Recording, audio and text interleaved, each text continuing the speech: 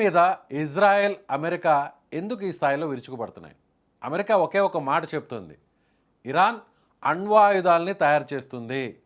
అణ్వాయుధాలని తయారు చేస్తే తనతో పాటు తన మిత్ర దేశమైనటువంటి ఇజ్రాయెల్కి ముప్పు పొంచి ఉంది. కాబట్టి అణ్వాయుధాల తయారీ విషయంలో తమతో ఒప్పందం చేసుకోవాలని ఏకైక కండిషన్ పెట్టింది అమెరికా. ఆ కండిషన్ను ఇరాన్ ఒప్పుకోకపోవడంతోనే ఇప్పుడు ఏకంగా ఈ స్థాయిలో యుద్ధం చేస్తుంది అమెరికా. నిజంగా అణ్వాయుధాలను తయారు చేయాలంటే అంత ఇబ్బందికర పరిస్థితులు ఉంటాయా? ఏకంగా ఆ దేశం మీదే అమెరికా లాంటి అగ్రదేశాలు దాడి చేస్తాయా? నిజంగా ఈరోజు ఇండియా అణ్వాయుధాలు కలిగినటువంటి ఒక దేశంగా మారిందంటే నిజంగా ఆ రోజుల్లో 1998లో మనం అణ్వాయుధ పరీక్షలను ఎంత చాకచక్యంగా చేయగలిగాం. వీటి గురించి డిస్కస్ చేద్దాం. మనతో పాటు Indian air force officer, wing commander Shyam Prasad గారు ఉన్నారు. శ్యామ్ ప్రసాద్ గారు నమస్తే.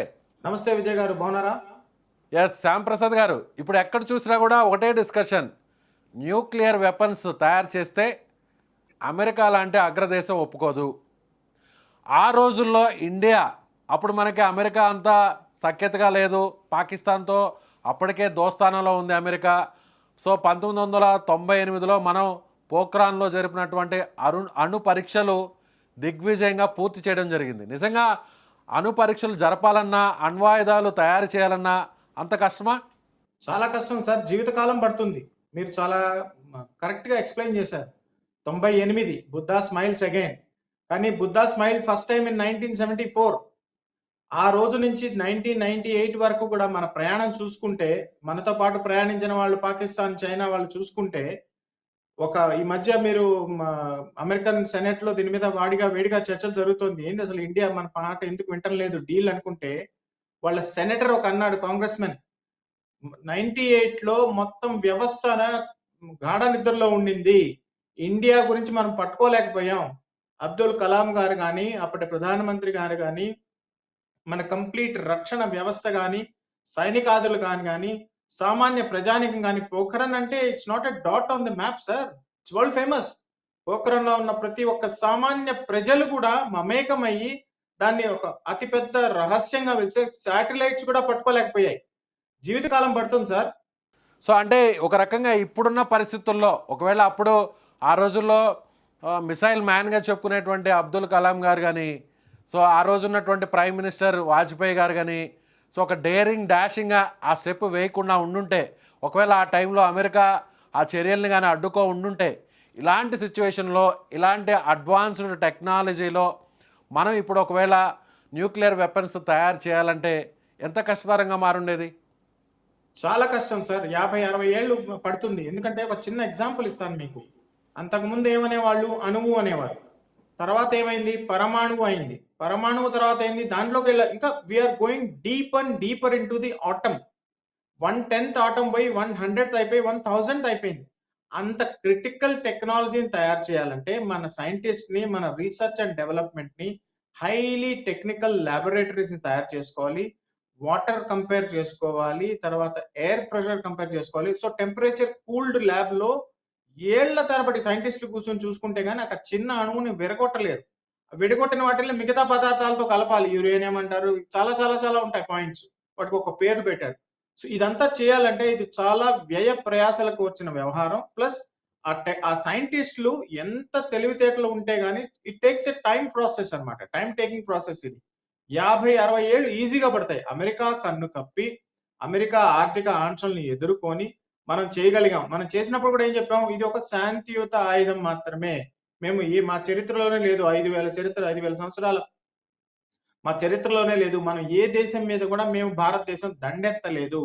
దండెత్తినప్పుడు మాత్రమే we use it as a defence అని స్పష్టంగా చెప్పడం వల్లే ప్రపంచ దేశాల్లో ఈ రోజు మన పేరు ప్రఖ్యాతులు నిలబడ్డాయి. మనతో పాటు ప్రయాణం చేసిన వాళ్ళ దేశాల పరిస్థితి చూడండి ఎంత అధ్వానంగా తయారైందో. ఇండియా జోలికి అంటే అమెరికా కానీ, చైనా కానీ ఇండియా వైపు కన్నెత్తి చూడాలన్నా కూడా, సో ఇరాన్ని ఈరోజు ఏకాకి చేసి ఆ విధంగా అటాక్స్ చేస్తున్నారు, మనం గమనిస్తున్నాం. ఏ రీజన్ లేకపోయినా కూడా అక్కడ ఉన్నటువంటి లీడర్స్ అందరిని కూడా చంపేస్తున్నారు. సో అక్కడ ఉన్నటువంటి ఇరాన్ సుప్రీం ఖమేనీని అటాక్ చేశారు, టెర్మినేట్ చేశారు. అలాగే ఆ అణ్వాయుధాల తయారీకి సంబంధించినటువంటి ఆ రీసెర్చ్ హెడ్ని కూడా హత్య చేశారు. సో ఆ టీంలో ఉన్నటువంటి మెంబర్స్ అందరినీ కూడా టార్గెటెడ్గా అక్కడ ఫినిష్ చేస్తూ వస్తున్నారు. అయితే ఇండియా ఇప్పుడు న్యూక్లియర్ వెపన్ ఉన్నటువంటి ఒక కంట్రీగా మారడం వల్ల ఇండియా వైపు చూడాలంటే ఇప్పుడు అందరూ కూడా ఆలోచించాల్సినటువంటి పరిస్థితి ఉంది. అంటే ఇది కేవలం న్యూక్లియర్ వెపన్ ఉన్నటువంటి కంట్రీ కావడం వల్లే అంటారా? చాలా బాగా సమరైజ్ చేశారు మీరు. ఎందుకంటే ఒక న్యూక్లియర్ వెపన్ దేశం అంటే ఒక బాధ్యతాయుతమైన అణ్వాయుధాలు కలిగిన దేశంగా ఉండాలి అంటే అమెరికా రష్యాలు ఎన్నో ఏళ్లుగా చేశాయి. ఏమైంది? కోల్డ్ వార్ లో ఇరుక్కున్నాయి.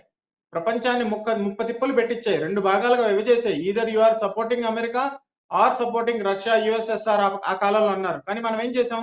74 నుంచి మన ప్రయాణం మొదలుపెట్టినప్పటి నుంచి 98 దాకా మొన్నటి బ్రహ్మోస్ వరకు కూడా ఒక శాంతియుత దేశంగా మన రీసెర్చ్ మనం చేసుకుంటూ మన దేశాన్ని కాపాడుకోవడానికి ప్రజలకి ఉన్నత విలువలను ఇవ్వడానికి లైఫ్ కండిషన్స్ లివింగ్ కండిషన్స్ పెంచడానికి ఉపయోగించామే తప్ప న్యూక్లియర్ టెక్నాలజీలో ఏమున్నాయి? చాలా భాగాలు ఉన్నాయి. ఒకటి డిఫెన్స్, రెండవది welfare, satellites. Nuclear technology is nothing but A minutest of the minute.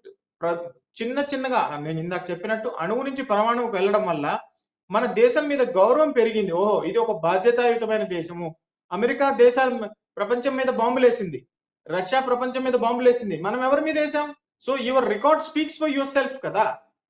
అంటే ఇప్పుడు పాకిస్తాన్ విషయానికి వస్తే కూడా, సో పాకిస్తాన్ మనం అణుబాంబులను తయారు చేసినటువంటి కొంత వ్యవధిలోనే పాకిస్తాన్ కూడా అణ్వాయుధాలు కలిగినటువంటి దేశంగా పాకిస్తాన్ కూడా గుర్తింపు వచ్చింది. కానీ పాకిస్తాన్ అణ్వాయుధాలను ఉపయోగించాలంటే ఖచ్చితంగా అమెరికా సపోర్ట్తో లేదంటే చైనా సపోర్ట్తో తీసుకొనే వాటిని వినియోగించాల్సినటువంటి పరిస్థితి. అలాగే పాకిస్తాను న్యూక్లియర్ వెపన్స్ ఉన్నటువంటి కంట్రీ అయినప్పటికీ కూడా ఇస్లామిక్ కంట్రీస్ ఎక్కడా కూడా పాకిస్తాన్ని ఒక ఇస్లామిక్ కంట్రీగా భావించట్లేదు. అందుకే తుర్కీ మొత్తం అంతా కూడా తాను కూడా ఒక న్యూక్లియర్ వెపన్ ఉన్నటువంటి కంట్రీ కావాలి, సో అలాంటి వెపన్స్ ఉన్నటువంటి కంట్రీతో దోస్తానా చేస్తే ఇస్లామిక్ కంట్రీస్ అన్నింటినీ కూడా లీడ్ చేసేటువంటి క్యాపబిలిటీ తనకు వస్తుంది అని టర్కీ రీసెంట్గా చేస్తున్నటువంటి ప్రయత్నాలు చూస్తున్నాం. సో పాకిస్తాన్ విషయానికి వస్తే ఏం చెప్తారు? కరెక్ట్ గా చెప్పారు మీరు. పాకిస్తాన్ దగ్గర ఉన్నది ఏంటంటే న్యూక్లియర్ దేశం అని పేరే గాని అదొక బయ్యర్ మాత్రమే. ఒక బయ్యర్ సెల్లర్ అరేంజ్మెంట్ లో ఉన్నారు వాళ్ళు. ఒక శాస్త్రీయ సాంకేతికత నైపుణ్యత సాధించాలి అంటే, టెక్నాలజికల్ ఇన్నోవేషన్ ఎంపవర్మెంట్ చేయాలంటే, మీరు వస్తువులు ఇవ్వండి నేను కొనుక్కుంటాను, ఆఫ్ ద షెల్ఫ్ కొనుక్కున్న షాపు పోయి కొనుక్కునే వ్యవహారం కాదు కదా. నైపుణ్యత సాధించాలి. ఆ నైపుణ్యత పాకిస్తాన్ దగ్గర లేదు. చైనా వాళ్ళు ఇచ్చారనో, ఇరాన్ వాళ్ళు ఇచ్చారనో, వాళ్ళ సైంటిస్ట్ పోయి వాళ్ళ దగ్గర ఉన్న బుక్ తీసుకొచ్చి నేను కాపీ చేసి కొట్టానో, లేకపోతే టర్కీ వాళ్ళు ఇచ్చారంటే కుదరదు కదా. అమెరికా రష్యా ఏం చేశాయి? ఏళ్ల తరబడి రీసెర్చ్ చేశాయి. ఆ నైపుణ్యత సాధించాయి. నైపుణ్యత సాధించడం అంటే ఒక ఇన్స్టిట్యూషన్. సుమన్ టీవీ అంటే ఒక వ్యక్తి కాదు, ఒక ఇన్స్టిట్యూషన్. అందరూ కలిసి, మీరు ఇందాక ప్రోగ్రామ్ చేశారు, ఇజ్రాయెల్ తో ప్రసాద్ గారితో మాట్లాడించారు. నేను కూడా ప్రసాద్ గారినే. ప్రసాద్లందరూ మీకు దొరుకుతున్నారు. ఇంత నైపుణ్యత సాధించాలి, ఎంత నెట్వర్క్ ఉండాలి మీకు, లాజిస్టికల్ ఎంత సమస్యలు వస్తాయి. ఇవన్నీ పాకిస్తాన్ దగ్గర లేవు. వాళ్ళు ఇచ్చారు, మేము వాడుకున్నాం. ఏమైంది? కైరానా హిల్స్ లో దాచిపెట్టారు. కైరానా హిల్స్ లో ఏం దాచిపెడితే సరిపోతుంది? మనం ఏం చేసాం? వాళ్ళ వెంటిలేటర్ ను పోయి కొట్టాం.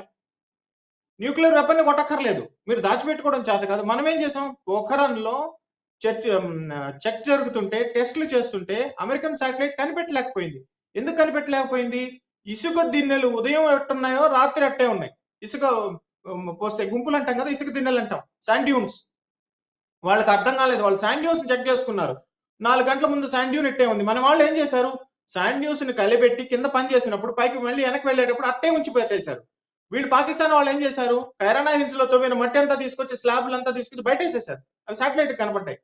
అలా కుదురుతుందా? సైంటిఫిక్ ఇన్నోవేషన్స్ అలా చేయగలమా? నైపుణ్యత అలా సాధించగలమా? కాబట్టి పాకిస్తాన్ కి ఒక బయ్యర్ సెల్లర్ అగ్రిమెంట్ లో ఉండిపోయిందే కానీ భారతదేశం స్వయంగా సమృద్ధి చేసుకుంది, దాన్ని డెవలప్ చేసింది. మిసైల్ మ్యాన్ కానీ, బాబా అటామిక్ రీసెర్చ్ సెంటర్ కానీ, మన పొలిటికల్ లీడర్షిప్ కానీ, ఎంతో మంది సామాన్యులు కష్టపడితే ఈ రోజు ఒక బాధ్యతాయుతమైన న్యూక్లియర్ దేశంగా घर में घुस के नहीं मारेंगे, घर ही खत्म कर देंगे స్టేజ్కి వచ్చాం. ప్రపంచంలో ఇప్పుడు ఇలా న్యూక్లియర్ వెపన్స్ ఉన్నటువంటి దేశాలుగా ఏ దేశాలు ఉన్నాయి? సో ఆ దేశాల వైపు ఇప్పుడు వేరే ప్రత్యర్థి దేశాలు కానీ శత్రు దేశాలు కానీ అటాక్ చేయాలంటే ఒకే ఒక భయం ఉంటుంది, న్యూక్లియర్తో వెపన్స్తో దాడి చేస్తే మొత్తం ఆ దేశం అంతా కూడా చిన్నాభిన్నం అయిపోతుంది. కాబట్టి సో ఆ దేశాల గురించి ఒకసారి మనం డిస్కస్ చేసే ప్రయత్నం చేస్తామా? తప్పకుండా సార్. ఇప్పుడు మొట్టమొదట అమెరికా రష్యా మొదలుపెట్టాయి. అమెరికా రష్యా మొదలుపెట్టి వాళ్ళ టెస్టులు వాళ్ళు చేసుకున్నాయి. వాళ్ళు ఏం చేశారు? మరో దేశం మీద ప్రయోగించారు, జపాన్ మీద. కారణం ఏదైనా కావచ్చు. అంటే ఏంది? మీ నాగసాకి మీద ఇన్నోవేషన్ ని మీ ఒకే ఒక వరల్డ్‌లో ఇప్పటి వరకు ఒకే ఒక అటాక్ జరిగింది. Nuclear attack.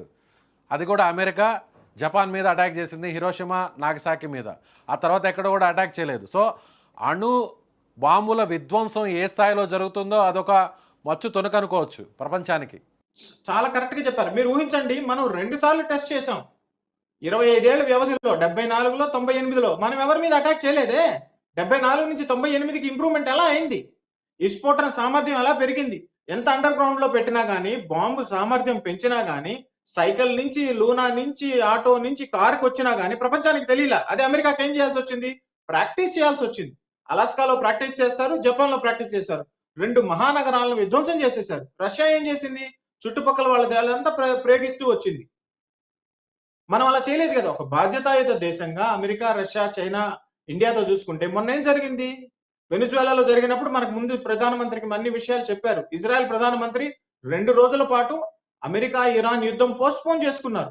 ఒక విశ్వ గురువు స్థానంలో, విశ్వమిత్రుడి స్థానంలో మనం ఉన్నామంటే, మన లీడర్షిప్ ఉన్నదంటే, మన ప్రధానమంత్రి గారు ఉన్నారంటే మనకెంత గర్వకారణం. మీకు నాకు ఎంత గర్వకారణం. మూర్ఖులు ఏం చెప్తుంటారు? ఆయన అక్కడ ఎందుకు వెళ్ళాడు? ఏఐ సమిట్ ఎందుకు చేశారు? ప్రపంచ దేశాలు రేపు వాళ్ళ దేశాల్లో జరగబోయే విషయాన్ని ముందుగానే ఇండియాకి చెప్తున్నారు. ఎందుకు చెప్తున్నారు? వీళ్ళు సీక్రెట్స్ మెయింటైన్ చేస్తారు, బాధ్యతాయుతంగా ప్రవర్తిస్తారనే కదా. సో నిజంగా ఒక రకంగా న్యూక్లియర్ వెపన్ ఉన్నటువంటి దేశంగా ఇండియా ఉంది కాబట్టే సో ఆపరేషన్ సింధూర్ టైంలో కూడా అటు పాకిస్తాన్ని సపోర్ట్ చేస్తున్నటువంటి చైనా కానీ అమెరికా కానీ ఇండియాని ఏం చేయలేకపోయాయి అనుకోవచ్చా? అంతే కదా sir. Please mark my words. ఒక 10-20 ఏళ్ల తర్వాత మీరు యంగ్ గా ఉంటారు, నేను ముసలోడిని అయిపోతాను, నన్ను మళ్ళీ పిలవండి. With enormous power comes enormous responsibility. Russia ఆ పని చేయలేకపోయింది, అమెరికా ఆ పని చేయలేకపోయింది, ఫ్రాన్స్ ఆ పని చేయలేకపోయింది. వాళ్ళ సామ్రాజ్యాలు కూలిపోయినాయి. కానీ భారతదేశం మనం శక్తి పెంచుకుంటున్నా గానీ, కోవిడ్ వస్తే మనం ప్రపంచానికి వ్యాక్సిన్ అందజేశాం. న్యూక్లియర్ పవర్ వస్తే మనం మిగతా దేశాలకు చెప్తున్నాం, భయ్ మీ దేశంలో తుఫాన్లు రాబోతున్నాయి, కాపాడుకోండి. Satellite technology. ఒక బాధ్యతాయుతమైన సూపర్ పవర్ గా 2047 కి ఎదుగుతాం, వికసిత్ భారత్ గా. వికసిత్ భారత్ అంటే ఏంది? మీరు ఎదగాలి, నేను ఎదగాలి, మీ టెక్నాలజీ ఎదగాలి. మీరు స్టూడియోలో కూర్చొని నాతో ఎలా మాట్లాడుతున్నారు? దాన్ని బాధ్యతాయుతంగా వాడుకుంటున్నారా లేదా? దాన్ని డెవలప్ చేసుకుంటున్నారా లేదా? దానికోసం మనుషులు 24 గంటలు పనిచేస్తున్నారా లేదా? అలా చేయగలిగితేనే ఒక శక్తివంతమైన దేశంగా, న్యూక్లియర్ దేశంగా అమెరికా, రష్యాకైనా మన రికార్డ్ మన కోసం. Your record speaks for your self. అమెరికాకి ఈ రోజు మిత్రులు లేకుండా పోయారు. అమెరికా, ఇజ్రాయెల్ ఎందుకు కలిసింది? ఇరాన్ లో ఇస్లాం మతతత్వవాదాన్ని, మిలిటెంట్స్ ని పెంచి పోషించింది అమెరికా. షా రాజ్యం ఉన్నప్పుడు, అంతకు ముందు ఉన్న ఒటమన్ ఎంపైర్ లో కానీ, లేకపోతే పర్షియన్ లో కానీ, వాళ్ళు బ్రహ్మాండంగా సివిలైజేషన్ ఉండింది. వీళ్ళు ఏం చేశారు? ఇస్లామిక్ టెర్రరిజాన్ని పోషించారు. ఈ రోజు దాన్ని ఆఫ్ఘనిస్తాన్ లో చేసిన పని, ఇరాక్ లో చేసిన పని ఈ రోజు ఇరాన్ లో చేస్తున్నారు. ఏం చెప్పదలుచుకున్నారు శ్యాంప్రసాద్ గారు? ఒక ఇండియన్ ఆర్మీ పర్సన్గా, డిఫెన్స్ పర్సన్గా, ఎయిర్ ఫోర్స్ వింగ్ కమాండర్గా ఈరోజు ఉన్నటువంటి సిచ్యువేషన్ చూస్తుంటే సో ఇండియా సేఫ్ జోన్లో ఉంది అనుకోవచ్చా? సో ఇప్పుడు ఇరాన్ దగ్గర ప్రపంచంలోనే అత్యధిక ఆయిల్ నిల్వలు ఉన్నటువంటి, గ్యాస్ నిల్వలు ఉన్నటువంటి దేశంగా ఇరాన్ని చెప్పుకుంటుంటాం. ఇరాన్ దగ్గర నుంచి ప్రపంచ దేశాలన్నీ కూడా ఆయిల్ కొనుగోలు చేస్తుంటాయి. ఆర్థికంగా ఎంతో శక్తివంతమైనటువంటి దేశం ఇరాన్. కానీ ఇప్పుడు సిచ్యువేషన్ చూస్తే ఇరాన్కి బహిరంగంగా వచ్చి సహాయం చేయడానికి, యుద్ధాన్ని ఆపడానికి ఏ దేశం కూడా ముందుకు వచ్చేటువంటి పరిస్థితి లేదు. సో మన ఇండియాని ఒకసారి, మన ఇండియా ఇరాన్తో పోలిస్తే మన ఇండియా ప్రపంచ దేశాల్లో ఇండియా ఇప్పుడు ఎలాంటి పొజిషన్లో ఉంది? మంచి మంచి పాయింట్ సార్. నర్వ్ సెంటర్ని పట్టుకున్నారు, కిటుకుని పట్టుకున్నారు మీరు. కిటుకు ఏంటంటే, మీరు ఊహించండి, ప్రధానమంత్రి గారు ఇజ్రాయెల్లో ఉన్నప్పుడు 2 రోజుల పాటు యుద్ధం ఆగింది. విమానాలన్నీ 3000 విమానాలు మోహరించారు అమెరికా, ఆగిపోతుంది. వాళ్ళ శాటిలైట్స్ అన్ని ఒక సైడ్ కాపాడుకుంటారు. రెండోది ఏంది? మనకు యుద్ధం ప్రారంభమవక ముందే ఆయిల్ డోర్ డెలివరీ చేస్తున్నారు. మనకి ఎవరు చేస్తున్నారు? చిన్న చితక దేశం కాదు, అమెరికా స్వయంగా చేస్తోంది. వెనిజువలా ఆయిల్ మీరు కొనుక్కోండి అని. అంటే ఏంది? యుద్ధం కాకముందే ప్రతి దేశానికి జనరల్ గా వారం రోజులు నిల్వలు ఉంటాయి, 2 వారాల నిల్వలు ఉంటాయి, 3 వారాల నిల్వలు ఉంటాయి. మనం ఏళ్ల తరబడి నిల్వలు పెట్టుకున్నాం. ఇన్ఫ్లేషన్ పెరిగే లోపలే, ఆయిల్ రేట్లు పెరిగే లోపే, గోల్డ్ సిల్వర్ రేట్స్ పెరిగే లోపే అమెరికాతోనే డైరెక్ట్ గా ఒప్పందం చేసుకున్నాం. అమెరికానే మనకు చెప్తుంది, అయ్యా నేను పలానా చోట యుద్ధం చేయబోతున్నాను, నీకేమన్నా కావాలంటే ముందుగానే చెప్పు, మీ మనుషులు జాగ్రత్తగా కాపాడుకో, మీ స్టూడెంట్స్ జాగ్రత్తగా కాపాడుకో, మీ విమానాలు ఏమైనా ఉంటే చెప్పు, మీ నేవల్ అసెట్స్ ఏమైనా ఉంటే చెప్పు, వాటి జోలికి మేము వెళ్ళము అని బాధ్యతాయుతంగా రేపటి న్యూస్ పేపర్ ఈ రోజు మనకు అందిస్తోంది. ఎవరు? అమెరికా స్వయంగా అందిస్తోంది. అమెరికా ఏంది? అమెరికా అంటే పీకల దాకా కోపం ప్రపంచం అంతా. కానీ అమెరికాతో మనం ఫ్రెండ్స్ గా ఉంటాం, రష్యాతో ఫ్రెండ్స్ గా ఉంటాం, ఇరాన్ తో ఫ్రెండ్స్ గా ఉంటాం, ఇజ్రాయెల్ తో ఫ్రెండ్స్ గా ఉంటాం. యుఏఈ దేశాధ్యక్షుడు 3 గంటలు ప్రయాణం చేసి 2 గంటలు మనతో మాట్లాడడానికి వస్తాడు. ఎందుకని? ఈ రోజు జరిగింది కదా అటాక్. అయ్యా అటాక్ జరగబోతుంది, మీ మనుషులకి ఏమైనా కాపాడుకున్నప్పుడు మీ రోజు ఇజ్రాయెల్ తో ప్రసాద్ గారితో మాట్లాడాడు. 20 ఏళ్ళ నుంచి ఉంటున్నాడు అక్కడ. ఎంత బాధ్యతగా, ఎంత ఎమోషనల్ గా చెప్పాడు. మీరు అడిగారు ఒక ప్రశ్న అతన్ని, ఆక్సిజన్ పరిస్థితి ఏందని, కరెంట్ పోతుందని. కరెంట్ పోయే సమస్య లేదన్నాడు ఆయన. ఆయన మనోభావాలు దెబ్బతిన్నాయి మీ కరెంట్ అనగానే. అది సార్ దేశం అంటే. ఆ దిశగా మనం వెళ్తున్నాం. నిన్న రాత్రి నుంచి ఒక అమ్మాయి హాస్టల్లో కనిపించట్లేదు. ఎక్కడుందో తెలియదు. అది సార్ దేశం అంటే. ఆ దిశగా మనం వెళ్తున్నాం. Right sir, thank you so much Shyam Prasad గారు.